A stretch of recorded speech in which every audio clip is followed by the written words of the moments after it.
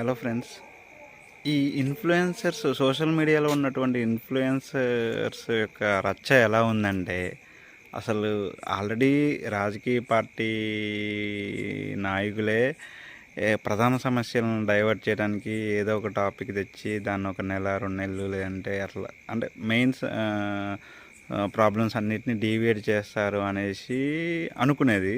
మధ్యలో ఇన్‌ఫ్లుయెన్సర్స్ వచ్చి ఎంతో కొంత ఇంపాక్ట్ అంటే ఇలాంటివి తెలియజేయటం, లేకపోతే ఇన్‌ఫ్లుయెన్సర్స్ అంటే జనరల్‌గా ఏంది, సొసైటీని ఇంపాక్ట్ చేయాలి. అసలు అంటే మనం ఏం చేయాలి, ఏం చేయొద్దు, దేనికి ప్రాధాన్యత ఇవ్వాలి, దేనికి ప్రాధాన్యత ఇవ్వకూడదన్న ఒక అర్థం నుండి ఎవడు పడితే వాడు సోషల్ మీడియాలోకి వచ్చి టూర్లు వేసేవాడు ఒకడు, ట్రిప్పులు వేసేవాడు ఒకడు, ఏదో ఒకటి చేసేవాళ్ళు ఒకళ్ళు, వీళ్ళందరూ కలిసి అంటే మనమేలే రీజను. ఎందుకంటే మనమే వాళ్ళకి లైకులు కొట్టాం, సబ్స్క్రైబ్లు చేసాం, మనం పెంచి పోషించినాం కాబట్టి వాళ్ళు ఈరోజు ఇన్‌ఫ్లుయెన్సర్స్ అయ్యారు. కానీ ఈరోజు ఈ ఇన్‌ఫ్లుయెన్సర్స్ కూడా దేశంలో నిరుద్యోగత పెరుగుతుంది, యువత పక్కదారి పట్టిపోతుంది.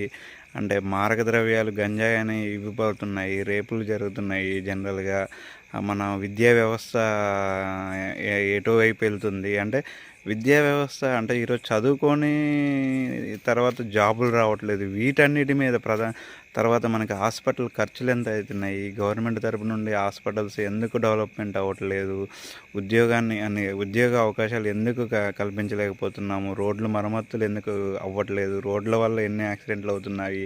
అసలు ఇవన్నీ పక్కన పెట్టి ఇన్‌ఫ్లుయెన్సర్ వాడేదో అన్నాడని, వీడేదో అన్నాడని వీటి గురించి మనం మాట్లాడుకోవటం ఏంటో నాకు అర్థం కావట్లేదు.